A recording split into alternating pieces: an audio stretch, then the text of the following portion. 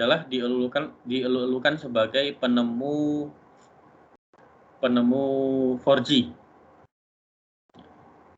Dan kalau kalian tahu idenya itu dapat dari mana? Idenya dapat dari film Dragon Ball. Ya. Mungkin dulu ketika animatornya Dragon siapa namanya? Siapa Toriyama gitu ya. Mungkin dulu animatornya tidak menyangka konsep kayak mengumpulkan energi dari bumi gitu, terus menjadikan itu untuk sesuatu yang bisa digunakan itu akan terpakai. Tapi sekarang gitu ya. Atau mungkin barang-barang yang ada di Doraemon misalkan, itu kan apa namanya, seperti baling-baling bambu misalkan.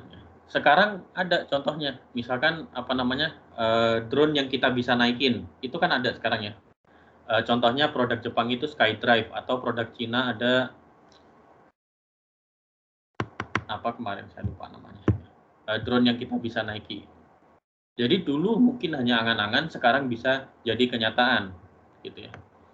Atau kalau kita lihat mobil listrik, misalkan mobil listrik itu di Indonesia sendiri sebenarnya dari tahun zamannya Pak, dari tahun 2010-an ya, awal 2010-an itu sudah ada pengembangan. Kalian tahu Selo ya. Kita nggak akan membayangkan dulu mobil listrik itu sekarang akan menjadi populer gitu. Ternyata sekarang mobil listrik di mana-mana ada, bahkan kita temui di mana-mana. Jadi di sini yang mau saya sampaikan adalah masa depan kita itu adalah teknologi, dan teknologi itu untuk masa depan itu hampir dipastikan ada komputernya.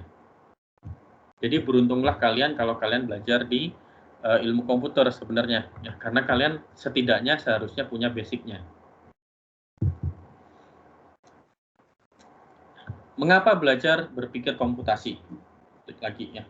Mengapa belajar berpikir komputasi? Walaupun komputer itu masa depan kita ya, walaupun komputer itu masa depan kita, di mana-mana ya, di semua aspek, bahkan kalaupun kalian belajar di jurusan bahasa sekalipun, ya jurusan sastra sekalipun, itu ada komputernya sekarang. Ada berpikir komputasinya. Tapi banyak apa ya? Resiko, ada banyak sebenarnya ancaman-ancaman yang mungkin terjadi akibat itu juga. Contohnya apa? Contohnya cybercrime atau isu-isu privacy ya. Jadi dengan semakin terbukanya informasi, maka apa namanya, data-data pribadi kita, informasi pribadi kita itu semakin mudah diketahui orang lain. Atau kalau kalian lihat film-film yang berhubungan dengan masa depan ya, film-film yang mengandung kecerdasan buatan misalkan, itu bahkan di film-film itu ada masa depan di mana manusia dikontrol oleh komputer. Jangankan di film itu ya, sekarang pun kita sudah mulai dikontrol oleh komputer. Misalkan ketika kita mau belanja, kita mau belanja online, di platform media platform belanja online apapun ya, e-commerce apapun, kalian sadar nggak, selalu ada kalau kita cari sesuatu gitu ya, atau ada iklan gitu ya, itu pasti sesuatu yang kira-kira sesuai, bukan tapi hampir dipastikan itu sesuatu yang kira-kira sesuai dengan kebutuhan kita, betul tidak sekarang?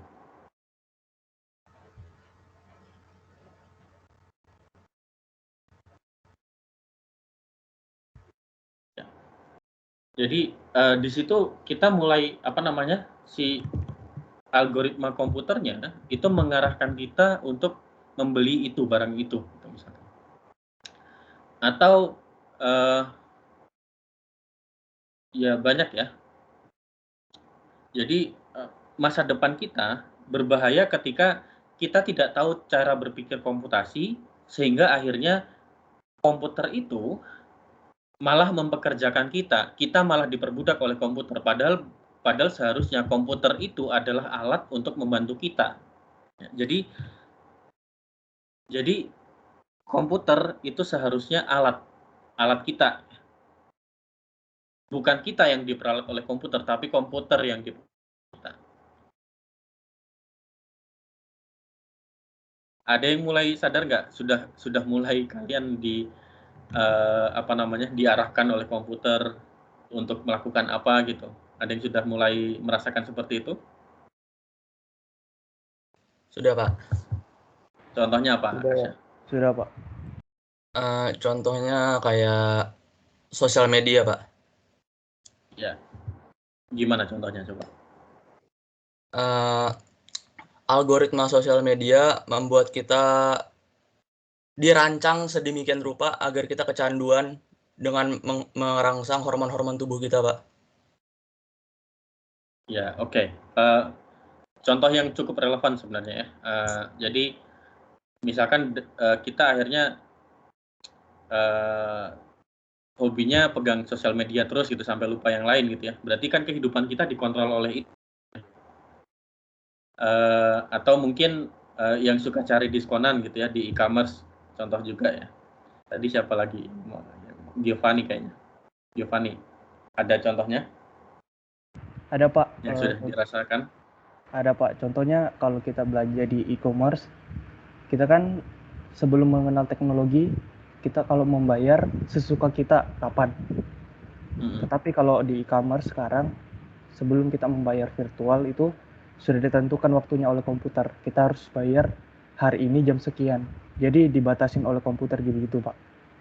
Ya, itu kita terkontrol oleh komputer. Jadi bahaya kalau kita sampai kita terkontrol oleh komputer ya. Jadi seharusnya kita yang mengontrol komputer. Komputer itu hanya alat yang bisa membantu produktivitas kita. Itu yang harus kalian ingat-ingat. Jadi salah satu tujuan mengapa belajar berpikir komputasi itu kita bisa memahami pentingnya bagaimana kita memahami komputer bekerja, cara komputer bekerja, dan apa saja yang bisa dilakukan oleh komputer.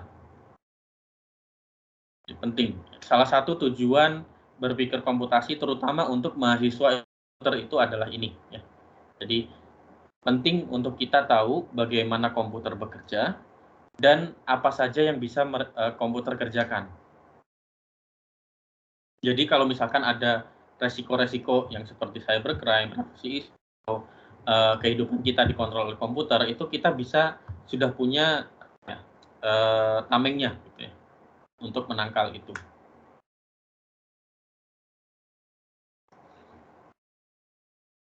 Nah, ada dua quotes yang menarik untuk disampaikan ya. Ini dari buku itu juga, dari Carnegie Mellon. Ini kayaknya Carnegie Mellon 2016. It is nearly impossible to do research, scientific or engineering discipline without an ability to think computationally. Sekarang riset saintifik atau bahkan engineering gitu,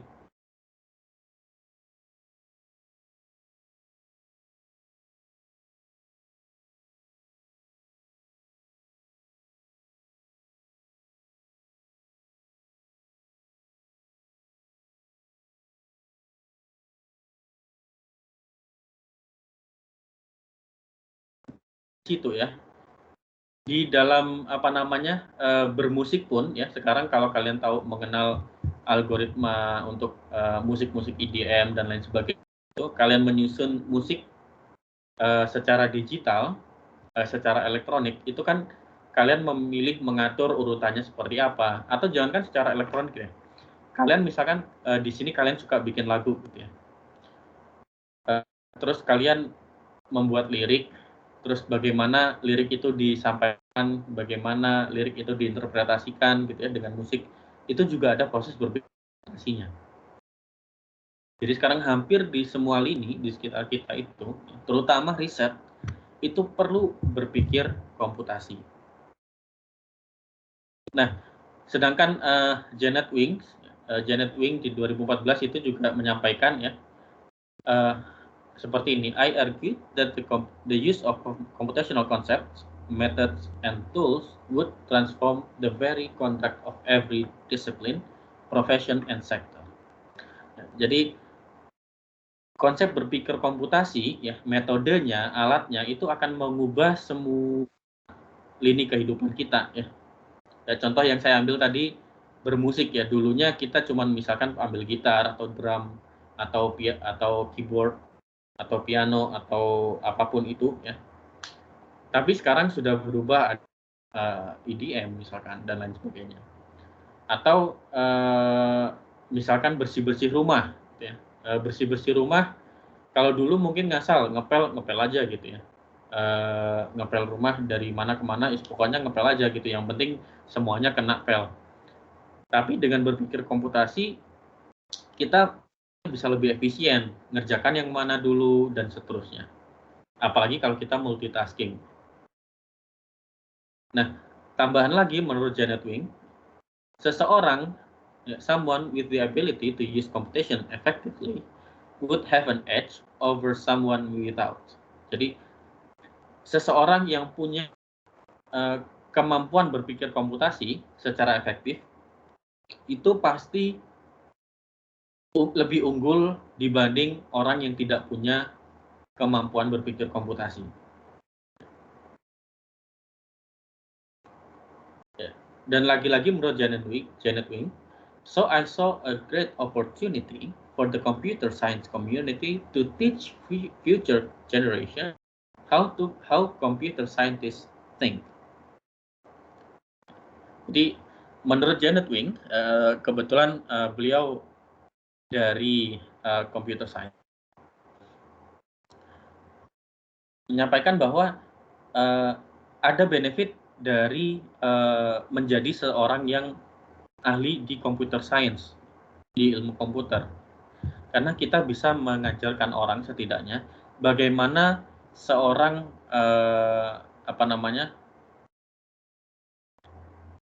computer scientist di komputer itu berpikir. Hence, computational thinking will be a fundamental skill used by everyone in the world by the middle of 21st century.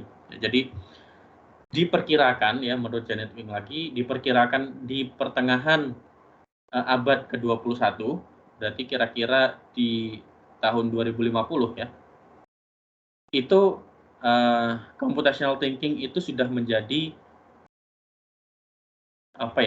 dasar semua orang di seluruh dunia. Karena apa? Karena lagi-lagi berpikir komputasi itu penting bagaimana kita bisa menyelesaikan sesuatu secara efektif, secara efisien, dan seterusnya. Menurut si Janet Wing, fundamental ini maksudnya apa? Fundamental ini bahkan sampai ke level bagaimana membaca, bagaimana menulis, bagaimana menghitung, dan lain-lain. Itulah mengapa kita belajar berpikir komputasi. Nah, selanjutnya, apa sih berpikir komputasi itu? Apa berpikir komputasi itu? Tadi sudah menjawab, apa berpikir komputasi itu, ya, di awal-awal. Dan jawabannya sangat fun, ya. Saya sangat suka karena mahasiswa sekarang ternyata termasuk jangankan yang baru, ya, yang mengulang ternyata juga mengetahui apa sih kira-kira komputasi itu. Ya. Berpikir komputasi itu yang pertama sangat computer science, sangat ilmu komputer, ya. Oleh karena itu mengapa penting untuk mengajarkan berpikir komputasi di awal-awal kalian masuk jurusan ilmu komputer. Ya. Sangat dekat dengan computer science-nya misalkan dari konsepsi abstrak, ide-ide abstrak dan ide-ide konkretnya ilmu komputer itu masuk di computational thinking juga. Kemudian kita tahu sendiri bahwa sekarang semuanya menggunakan komputer, ya. Jadi ilmu komputer itu applicability-nya universal, ya, digunakan oleh semua pihak.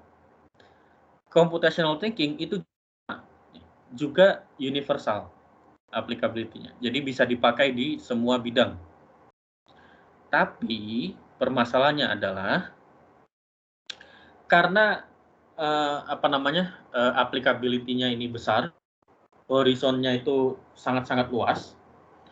Untuk mendefinisikan berpikir komputasi itu sampai sekarang, kalau tidak salah sampai tahun 2021 ini masih belum ada definisi formal dari berpikir komputasi itu. Maksud dari definisi formal ini apa? Maksudnya adalah definisi yang semua orang setuju kalau definisinya itu yang paling benar.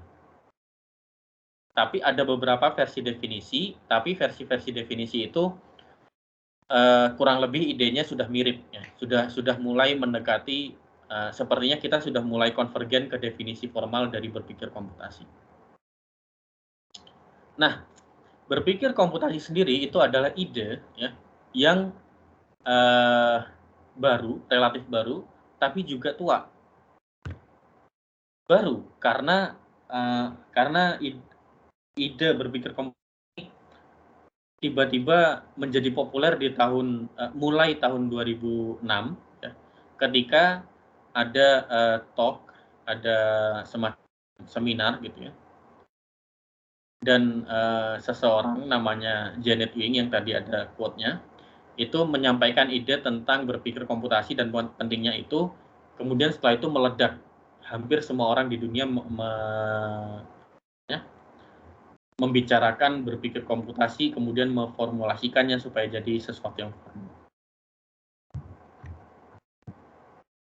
Nah, tapi ide berpikir komputasi ini sebenarnya tua juga ya, karena ide berpikir komputasi itu kita bisa tarik ke tahun-tahun 1900-an. Cukup baru ya, 1980. Sebenarnya masih, kalau kita mau gali bisa lebih lama lagi. Jadi di tahun 1980 itu ada seorang profesor di MIT yang mengenalkan konsep namanya procedural thinking untuk mahasiswa kalau tidak salah ilmu komputer. Jadi berpikir secara prosedural. Nah, dan itu kalau tidak salah di MIT menjadi kuliah sendiri gitu ya, procedural thinking, karena untuk membantu mahasiswa bisa berpikir lebih efisien. Nah, procedural thinking ini sekarang bisa dibilang sebagai sebagian dari apa yang kita pelajari tentang berpikir komputasi. Nah, definisi-definisi dan berpikir komputasi sendiri ada, saya akan menyampaikan 5 definisi ya di sini, 5 orang yang berbeda. Yang pertama dari Wing di tahun 2014. Janet Wing menyampaikan bahwa berpikir komputasi itu ada proses berpikir yang memproses formulasi sebuah masalah, bagaimana kita bisa mendefinisikan sebuah masalah itu secara baik ya, secara baku misalnya, atau secara tepat sasaran, dan kemudian mengekspresikan solusinya sedemikian sehingga sebuah interaksi antara komputer dan manusia atau mesin, komputer dan mesin bisa bisa melakukan atau bisa mengoperasikan sesuai solusi tersebut secara efektif. Jadi di sini menurut definisi ini pada dasarnya komputasi itu kita memformulasi problem, ya, mendefinisikan problem itu secara baik, kemudian kita membuat solusinya sedemikian sehingga solusi ini bisa diterapkan langsung secara efektif di komputer atau di contoh dari mengekspresikan solusi misalkan menggunakan flowchart atau pseudocode itu. Karena kalau kita buat flowchart atau pseudocode itu kan ready atau siap untuk dipindahkan ke komputer misalkan. Itu contohnya. Ini definisi menurut Wing. Oh ya, kalau kalian ada pertanyaan langsung saja ya, langsung buka mic Pak, bertanya gitu ya, sama seperti di kelas kalkulus kemarin. Kemudian dari Yadav dan teman-temannya di tahun 2014 juga. Ya. Menurut Yadav dan teman-temannya, berpikir komputasi itu adalah aktivitas mental untuk mengabstraksi sebuah masalah dan memformulasikan solusinya sedemikian sehingga solusinya itu bisa diotomasi. Contohnya,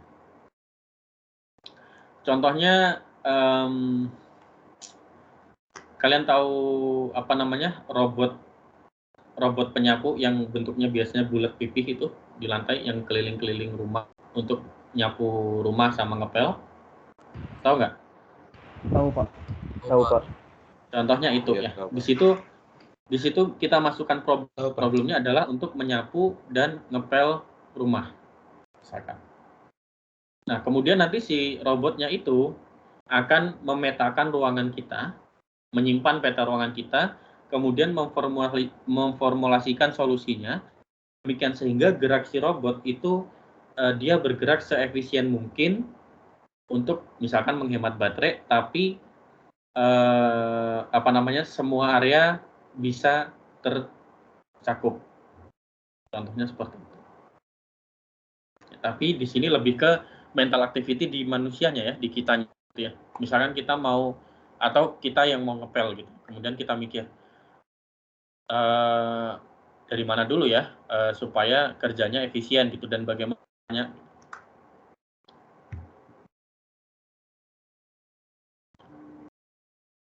Definisi selanjutnya adalah dari Furber di tahun 2012 ya.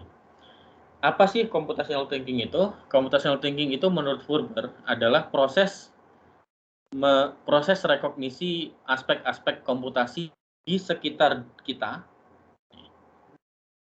dan kemudian memakai peralatan dan teknik-teknik dari ilmu komputer untuk memahami dan memberikan alasan, ya, reason, tentang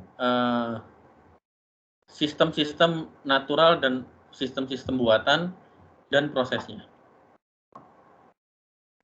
Menurut Furber ini definisinya yang sudah cukup spesifik, eksklusif ke ilmu komputer. Ya. Jadi bagaimana kita memahami aspek-aspek komputasi di sekitar kita. Contohnya tadi kita punya beberapa tugas dalam sehari, gitu ya. Bagaimana cara kita menyelesaikan secara efektif.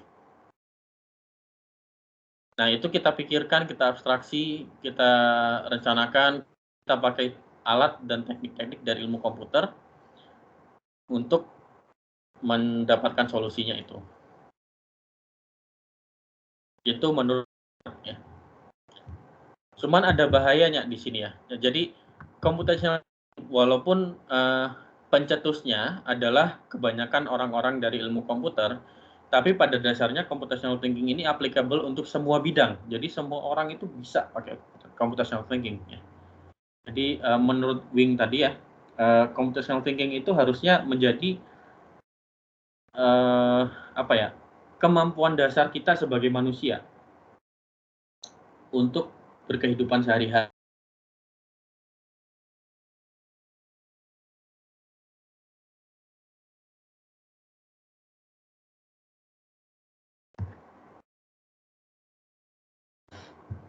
Nah, cuman di definisi Furber ini sudah sangat dekat dengan sains ya. Jadi yang membuat perdebatan mengapa definisi ini sampai belum ada definisi formal untuk computational thinking, karena di satu sisi konsep-konsep dari computational thinking itu mengambil konsep dari beberapa konsep dari computer science, tapi computational thinking ini applicability-nya itu pas sebenarnya. Jadi di semua bidang ada, tidak hanya computer science saja. Padahal kalau kita lihat tadi ya, di sini tidak harus computer science, di sini tidak harus computer science, tapi di sini mulai mendekati computer science. Kemudian ada definisi selanjutnya dari Denning 2009. Nah, Denning isinya kurang lebih sama seperti yang kedua tadi ya. Menurut Denning, computational thinking adalah orientasi mental untuk mendefinisikan problem ya, sebagai konversi dari input dan output. Jadi apa saja input dari problem ini, apa saja outputnya, kemudian kita mencari algoritma untuk mendapatkan konversi dari input ke output ini. Misalkan kita mau beli telur. Inputnya apa? Inputnya adalah keinginan beli telur. Outputnya apa? Outputnya mendapatkan telur. Tapi ada algoritmanya. Misalkan algoritmanya, oh saya pesan lewat WhatsApp. Kemudian diantar ke rumah, kemudian bayar, baru saya dapat telur. Ini jadi ada algoritmanya. Di sini Denning sudah mulai, walaupun kurang lebih definisinya sama seperti kedua tadi ya, tapi ini juga cukup dekat dengan ilmu komputer ya. Nah, tapi term computational thinking itu sudah diperluas. Diperluasnya dari mana? Diperluasnya dari proses berpikirnya itu ya. Kalau tadi misalkan definisi yang algorithmic thinking itu baru satu abstraksi saja. Nah, sekarang konsep level itu sudah lebih dalam, lebih banyak. Kemudian sudah mulai lebih banyak menggunakan matematika untuk membangun algoritma. Karena memang computer science sendiri bisa dibilang matematika terapan ya sebenarnya.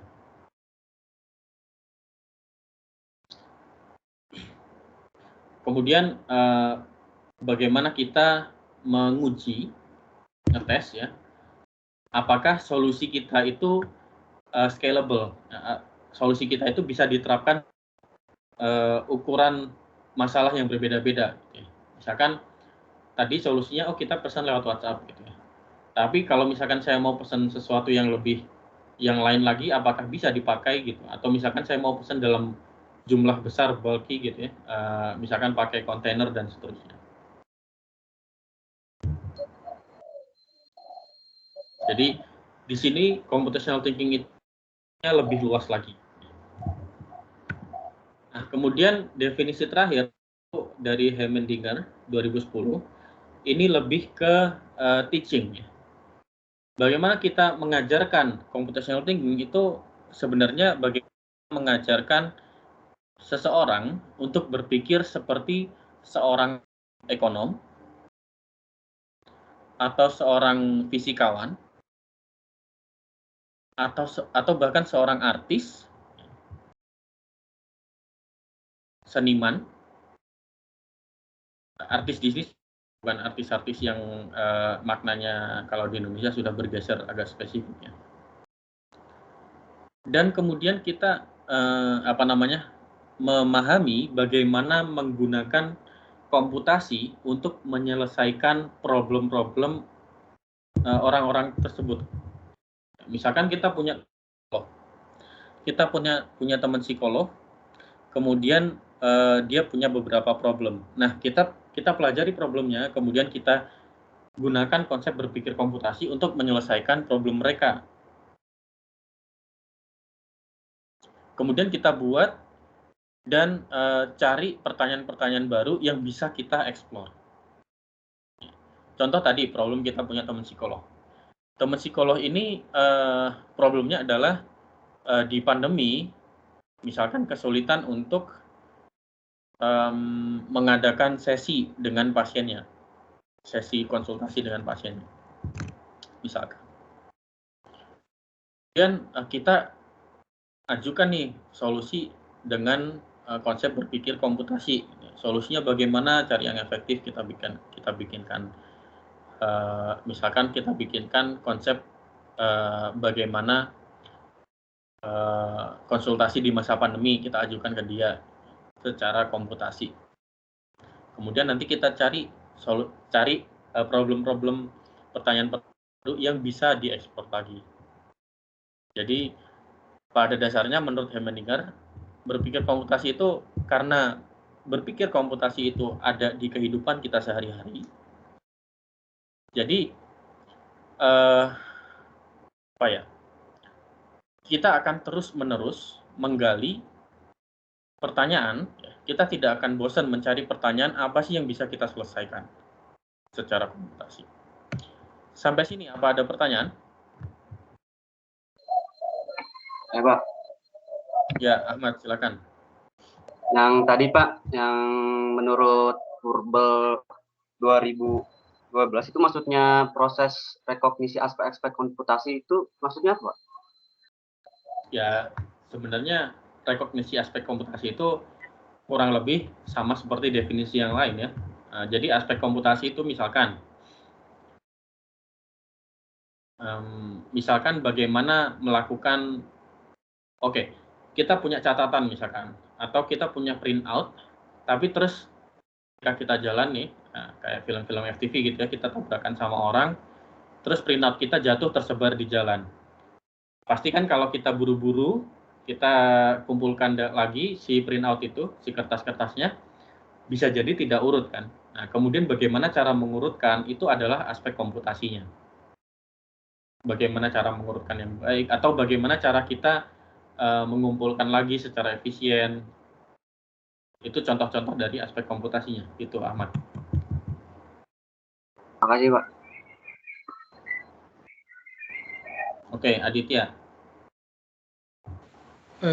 Pak, kalau misalnya berpikir komputasi itu apakah harus berurusan dengan angka atau bisakah kita kaitkan dengan logika berpikir? Kayak seperti misalnya kita ada masalah, permasalahannya tidak bisa diselesaikan dengan angka tapi berdasarkan sebuah misalnya peta flow chart gitu, kayak peta mapping masalah. Itu aja Pak. Nah, ini pertanyaan yang sangat-sangat bagus ya, dan saya lihat berarti di sini Aditya sudah mulai paham apa itu berpikir komputasi sebenarnya. Jadi berpikir komputasi itu urusan dengan angka.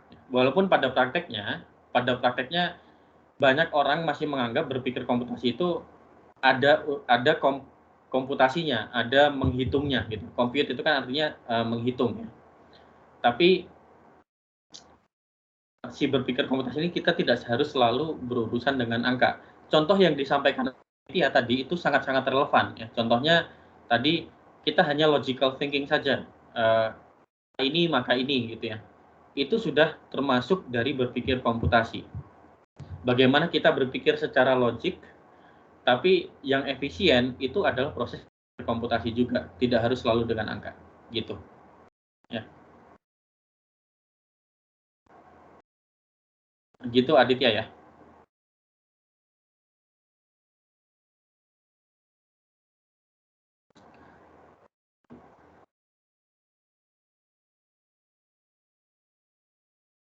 Oke, kalau tidak ada kita lanjutkan. Nah, karena kita membicarakan tentang apa sih computational thinking itu ya, maka kita juga perlu membicarakan apa konsep-konsep inti ya, konsep-konsep dari computational thinking. Di buku ini ada 7 konsep dasar dari computational thinking. Di bukunya Carl Fisher ini ya. Salah satunya yang pertama ya, konsep dasar yang paling awal itu adalah logik, sebagaimana yang tadi disampaikan oleh Aditya ya, yang ditanyakan oleh Aditya. Jadi logical thinking adalah salah satu dari konsep dasar berpikir.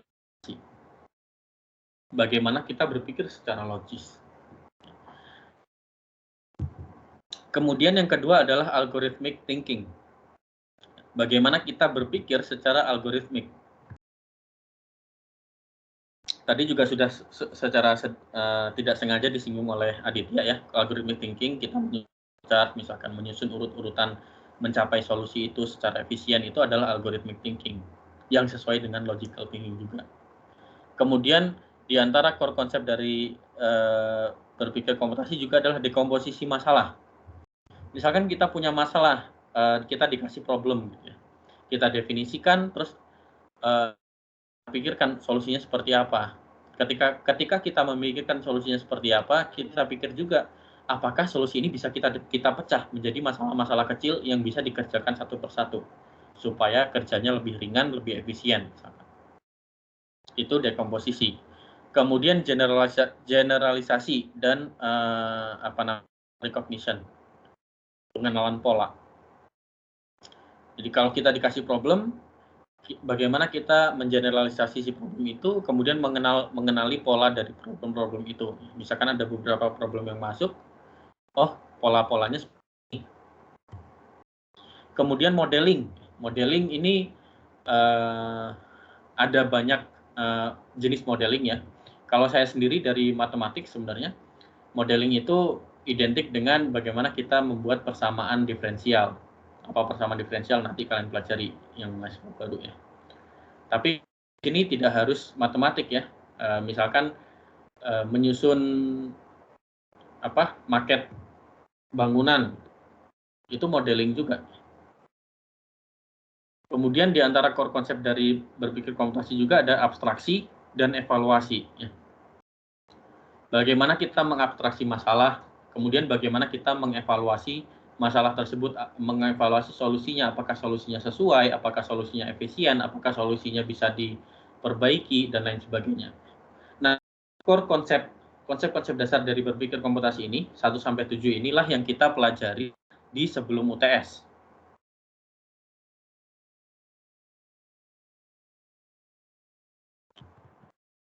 Si core konsep ini yang kita pelajari sebelum UTS. Ada konsep-konsep tambahan ya, yang kalau sempat mungkin kita pelajari, tapi kalau tidak sempat sebenarnya ini tidak penting untuk sekarang ya. Jadi beberapa konsep-konsep sampingan yang penting untuk berpikir komputasi. Yang pertama ada representasi data. Ya, bagaimana kalau diberikan data, bagaimana kita bisa merepresentasikan data itu supaya bisa menjadi informasi yang dapat dengan mudah dicerna oleh orang lain misalkan. Kemudian critical thinking berpikir kritis ya.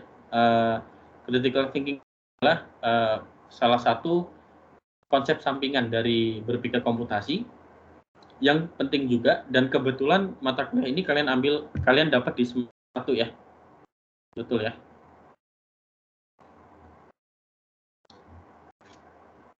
Nah, kemudian konsep sampingan lagi ada ilmu komputer ya, computer science, kemudian otomasi. Otomasi sekarang juga cukup menjadi tren ya, misalkan bagaimana kita mengotomasi sesuatu ya. Kemudian simulasi dan visualisasi. Simulasi dan visualisasi itu misalkan kita punya problem seperti yang disampaikan Aditya tadi ya. Kemudian kita bayangkan nih, kita simulasikan dalam pikiran kita. Oh, kalau saya dengan cara seperti ini, kira-kira solusinya akan seperti apa? Kira-kira outcome-nya akan seperti apa? Visualisasikan di dalam otak kita misalkan. Itu adalah proses berpikir komputasi. Itu tadi tentang bagaimana apa berpikir komputasi itu ya. Nah, sekarang kita masuk ke bagaimana berpikir komputasi itu digunakan di kehidupan sehari-hari. Di sini saya akan menyampaikan beberapa contohnya, ya, sepertinya hanya 2. Dan nanti saya akan meminta kalian untuk memikirkan apa sih kira-kira yang ada di sekitar kita yang bisa kita buatkan solusi berpikir komputasinya.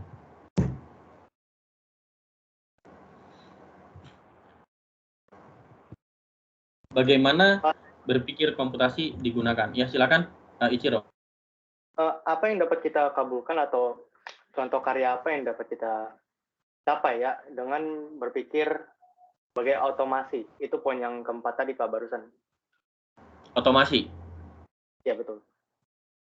Otomasi banyak ya. Contohnya kalau sekarang kalian melihat IoT ya, Internet of Things, ada berhubungan dengan misalkan lampu smart lamp yang nanti kita bisa set setiap jam sekian dia otomatis nyala, setiap jam sekian dia otomatis menjadi redup dan lain sebagainya. Kemudian otomasi outcome-nya bisa jadi robot yang secara otomatis ngepel nyapu rumah tadi. Atau bahkan kalau di mobil-mobil sekarang itu sudah mulai ke arah apa istilahnya autonomous vehicle ya. Jadi kendaraan yang bisa jalan sendiri tanpa kita setir. itu sudah mulai ke arah sana ya. Jadi kalau kalian mengenal yang namanya, kalau punya mobil itu kalian mengenal yang namanya cruise control. Ada yang tahu cruise control di sini di mobil? Ya. Cruise control itu kan kalau kita sudah aktif, nanti dia akan secara, kalau yang baru ya, adaptive cruise control itu dia akan secara baru dia akan secara otomatis kecepatan tertentu ya, tanpa kita harus capek-capek ngegas gitu ya.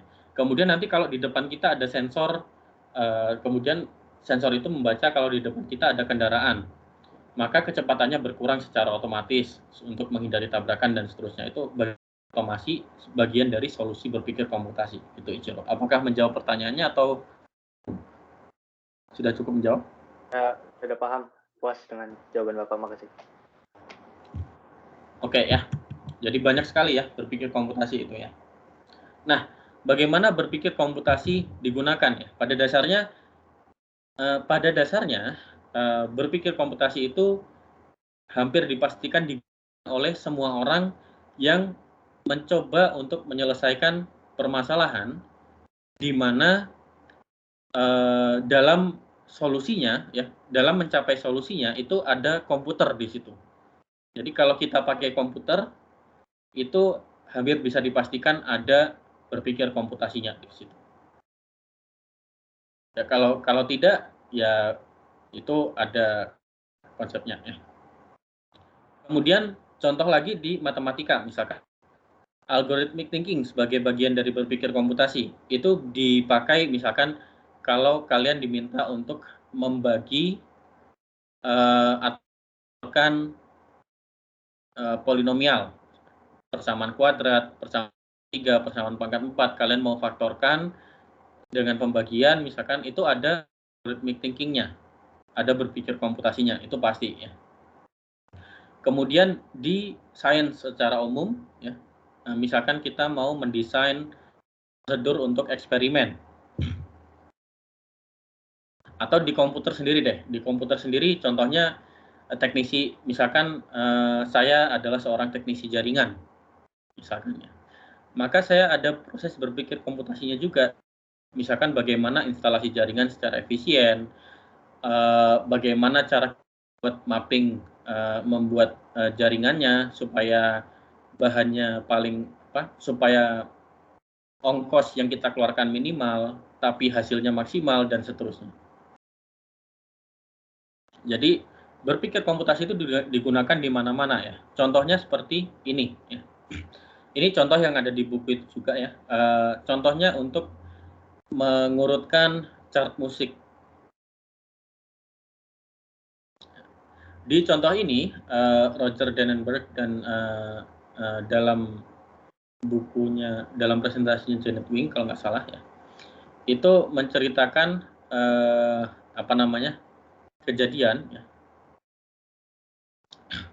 di mana dia menerima atau dia hadir di gig suatu band besar. Kemudian pimpinan bandnya itu ngasih buku yang isinya ya kurang lebih 200 chart music yang tidak terurut. Dan ada setlist kurang lebih 40 judul. Yang mana chart sama list ini harus diurutkan supaya nanti kita kalau mau mainin musiknya itu gampang nyarinya. Nah, kemudian semua orang di kelompok itu mulai mencari dari tumpukan yang tidak terurut itu. Tarik chartnya satu persatu gitu ya.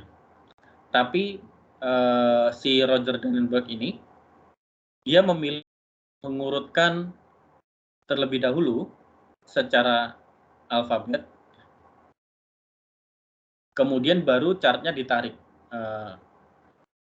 diambil. Ya ketika anggota band yang lain itu sudah kurang lebih sudah dapat setengah gitu ya, untuk dapat urutan musik yang mau dimainkan, si Roger Dannenberg ini masih proses mengurutkan secara alfabet. Tapi ternyata di akhir si Roger Danenberg ini selesai lebih dulu. Padahal tadi ketika masih separuh jalan, si Roger Danenberg ini sudah si Roger Danenberg ini masih mengurutkan chartnya secara alfabet. Nah, proses ini ya, ini yang disebut proses pikir komputasi. Nangkep nggak contohnya?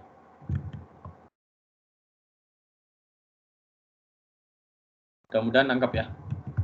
Contoh yang kedua deh. Bagaimana kita membantu polisi hakim atau pengacara dan hakim.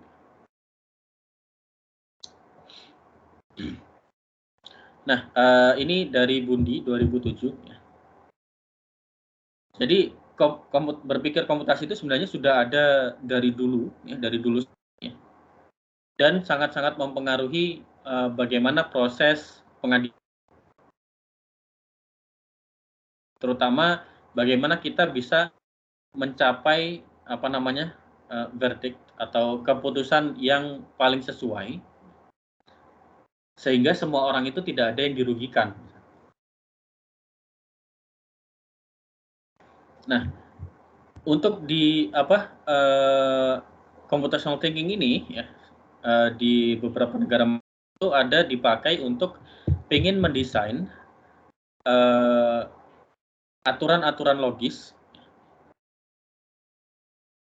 sedemikian sehingga proses untuk mencapai keputusan itu bisa lebih otomatis gitu ya. Jadi mungkin contohnya nantinya mungkin impianlah nantinya hakim itu bisa menggunakan komputer misalkan ya, algoritma komputer untuk menilai keabsahan atau kevalidan bukti yang ditidang, kemudian menilai mengambil keputusan mana yang paling sesuai, contohnya itu. Sehingga outcome-nya jadi harapannya nanti pelanggaran apapun outcome-nya itu bisa lebih cepat didapat ya. Misalnya bisa lebih diprediksi, bisa lebih cepat didapat. Mengapa ada ide ini ya? Karena legal reasoning system ya. Jadi proses pengadilan itu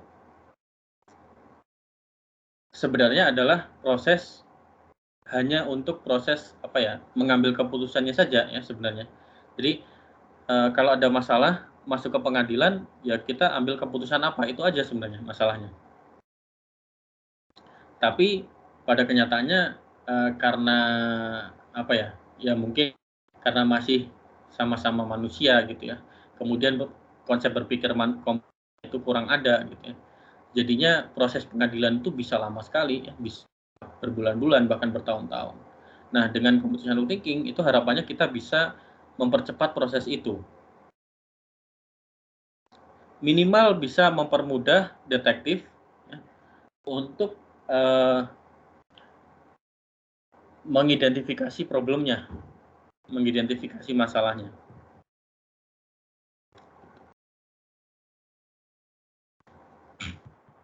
Nah, kita masih punya waktu sekitar 12 menit ya, dan kurang lebih hanya sekitar 5 slide terakhir. Saya ingin membicarakan apa aja sih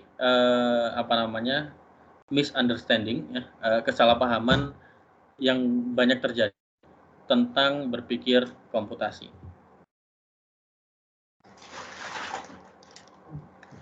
Pada dasarnya mengajarkan berpikir komputasi itu tidak sama dengan mengajar ilmu komputer. Berpikir komputasi itu pada dasarnya tidak sama dengan ilmu komputer. Itu yang perlu kita pahami ya. Cuman seperti yang saya katakan tadi, karena berpikir komputasi ini idenya yang mencetuskan orang ilmu komputer, kemudian memang term-termnya itu sangat-sangat dekat dengan ilmu komputer sehingga orang masih banyak salah paham. Ya, berpikir komputasi dikira cuman untuk orang komputer saja gitu, padahal enggak sebenarnya. Berpikir komputasi itu dari kita lahir sampai kita mati itu ada di sekitar gitu ya. Simpelnya seperti itu. Jadi berpikir komputasi itu pada dasarnya pendekatan apa ya?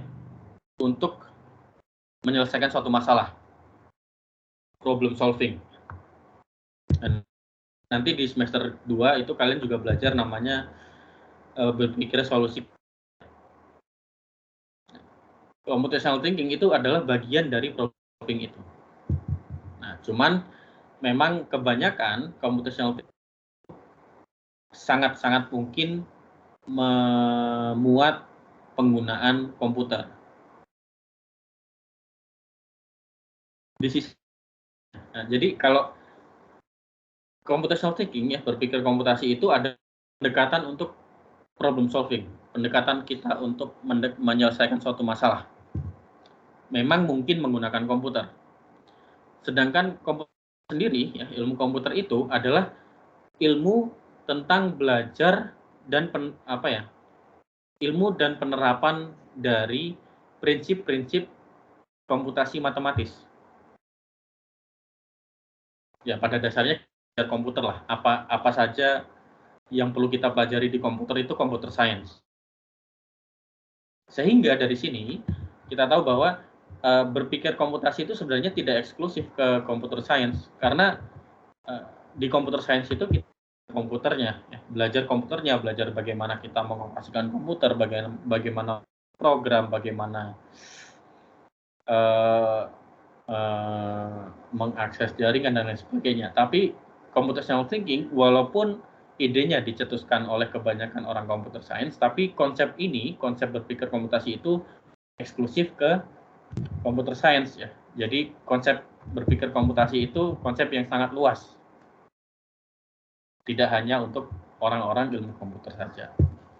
Ada quote dari Barr and Stephenson 2010. Jadi tujuan utama dari mengajarkan berpikir komputasi ya, itu bukan mengajarkan orang untuk berpikir seperti computer scientist, bukan mengajarkan orang untuk menjadi seperti lulusan ilmu komputer, bukan. Tapi mengajarkan mereka bagaimana kita menggunakan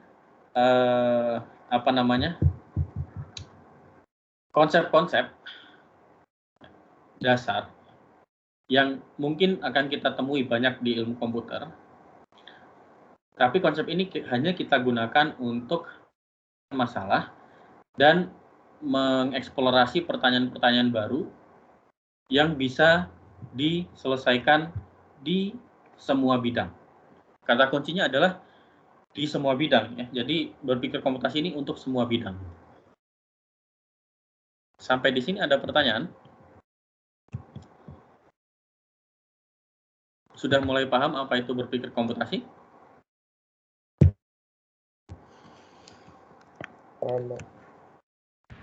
Sudah, Pak.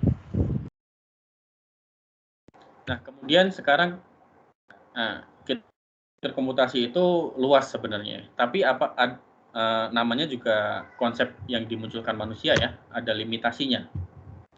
Ada shortcomings. Tapi limitasi-limitasi apa yang mungkin sekarang ada untuk konsep-konsep berpikir komputasi? Limitasi yang pertama adalah tentang maturity, kedewasaan dari ilmu berpikir komputasi sendiri.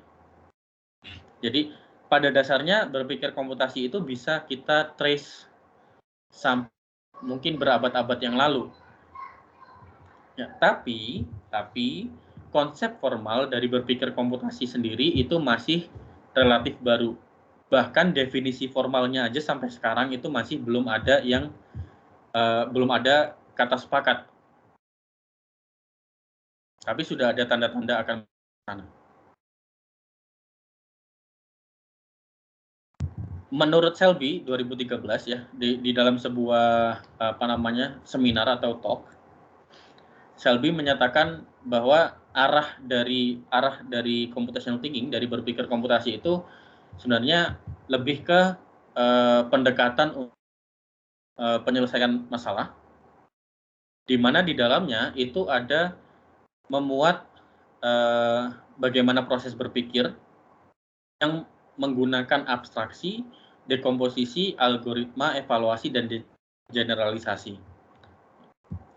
Jadi kurang lebih dari 5 definisi yang saya sampaikan tadi di beberapa menit yang lalu ya, di beberapa slide yang lalu, bisa disimpulkan bahwa arah dari computational thinking itu kurang lebih seperti ini ya. Jadi bagaimana kita bisa menyelesaikan masalah secara efisien menggunakan konsep-konsep abstraksi, dekomposisi, evaluasi, dan generalisasi. Nah, limitasi yang kedua adalah efikasi. Mungkin kalian sering mendengar kata efikasi sejak adanya vaksin COVID ya. Efikasi ini ada diakibatkan karena berpikir itu adalah konsep yang belum dewasa ya, belum cukup dewasa, immature. Jadi sampai sekarang, ini sebenarnya sampai buku ini dibuat ya 2016, itu masih belum ada bukti nyata apakah mengajarkan berpikir komputasi itu efektif atau tidak. Jadi belum ada bukti nyatanya. Ya sama seperti kurikulum 2021 ya. Kurikulum 2021 ini baru kan, karena baru ya jadi belum ada bukti nyata aktivitas dari kurikulum ini gitu ya, contohnya. Sama berpikir komputasi juga seperti itu, karena relatif baru, jadi belum ada bukti nyata apakah mengajarkan berpikir komputasi ini benar-benar efektif gitu, untuk meningkatkan kemampuan berpikir dari mahasiswa. Nah, yang ketiga, yang terakhir adalah perceived imperialism ya. Jadi saya sudah singgung beberapa kali tadi bahwa berpikir komputasi ini memang yang mencetuskan di awal itu kebanyakan orang computer science ya. Jadi kebanyakan orang itu berpikir term computational thinking, berpikir komputasi itu eksklusif ke orang-orang ilmu komputer saja. Sehingga ada menyebabkan dalam tanda kutip teritorial ya. Jadi berpikir komputasi ini hanya teritorinya orang ilmu komputer, padahal tidak seperti itu ya. Jangankan berpikir komputasi gitu ya. Kalau zaman dulu mungkin antar jurusan itu ada, oh jurusan saya lebih bagus, jurusan B lebih bagus, jurusan saya lebih bagus, dan seterusnya. Ada teritorial di situ. Padahal kalau kita lihat sekarang ya, semua teknologi baru muncul dari kolaborasi, jadi sudah tidak eksklusif.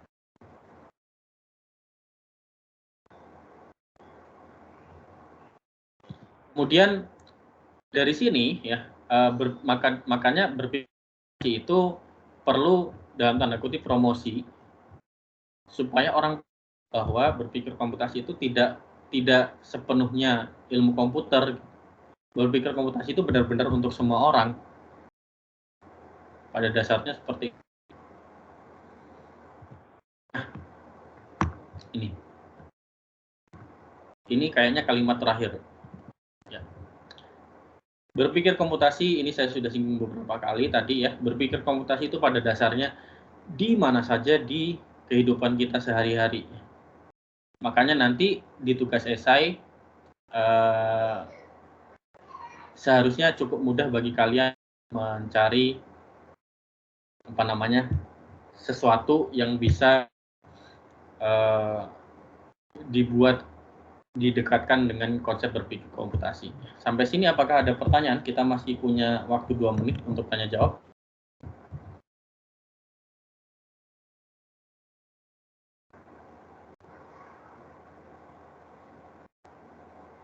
Ada pertanyaan?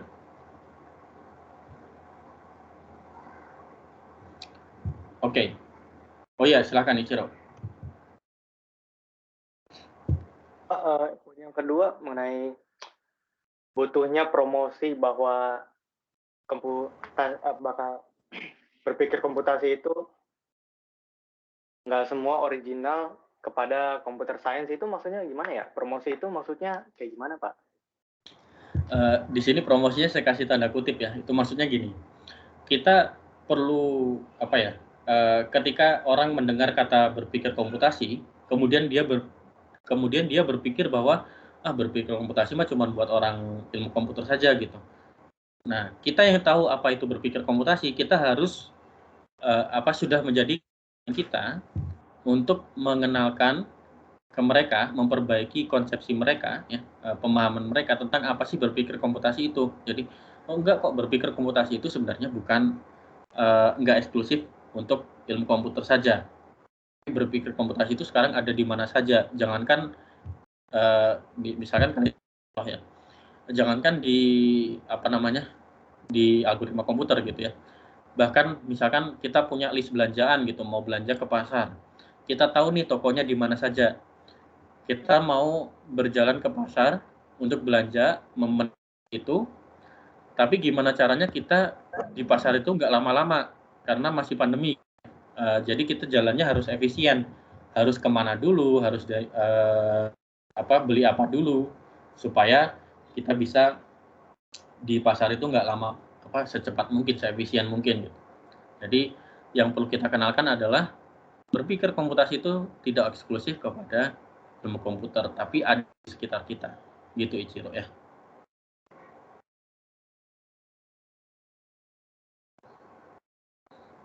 Ada lagi?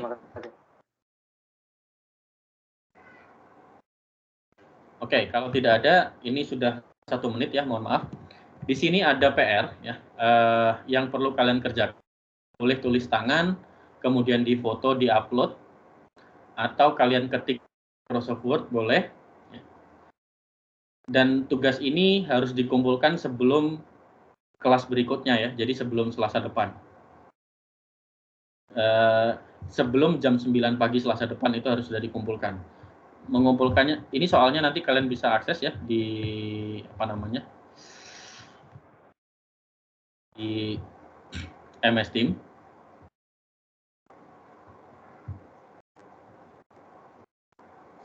MS Team.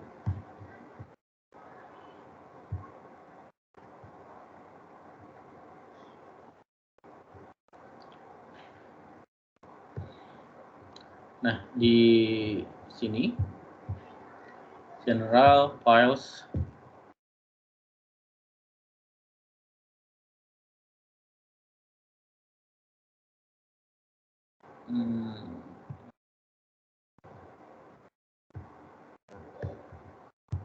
agak lama ya.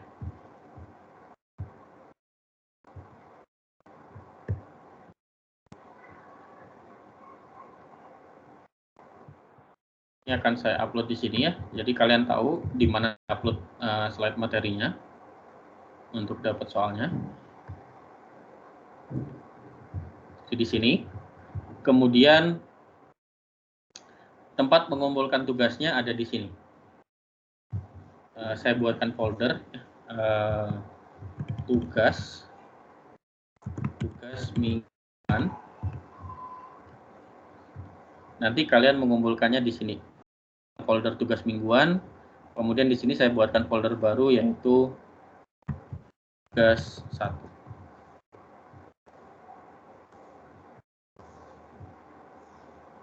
Ya, silakan kumpulkan di dalam tugas 1 ini, kalian tinggal upload ke sini saja.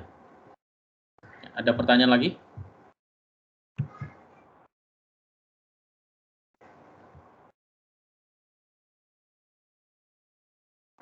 Pak. Ya. Saya boleh lihat soalnya lagi nggak? Tadi soalnya saya belum nanti screenshot. kalian bisa baca di ini, di slide-nya kan sudah saya upload. Sudah bisa dilihat sendiri nggak soalnya? Coba ya ke sini ya. General berpikir komputasi. Sudah ya. Pak. Sudah. Terus files di atas. Files, kalian klik. Oops.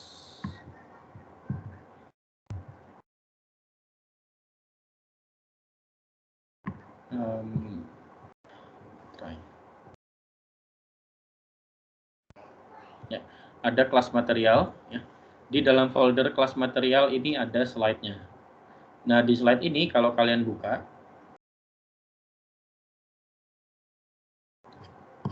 ini sudah ada soalnya di halaman paling belakang.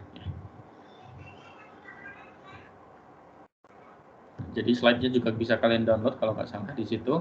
Kemudian upload tugasnya di mana? Upload tugasnya di sini. Ya, folder tugas mingguan. Di dalam itu ada tugas 1 ya. Ini masih tugas 1. Silahkan dikumpulkan. Ada pertanyaan lagi?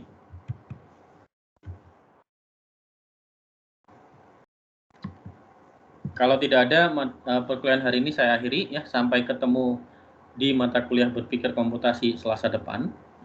Untuk mahasiswa baru sampai bertemu di hari Kamis ya. Kahulus. Assalamualaikum warahmatullahi wabarakatuh. Selamat pagi. Waalaikumsalam. Terima kasih, Pak. Terima kasih, Pak. Terima kasih, Pak. Selamat pagi.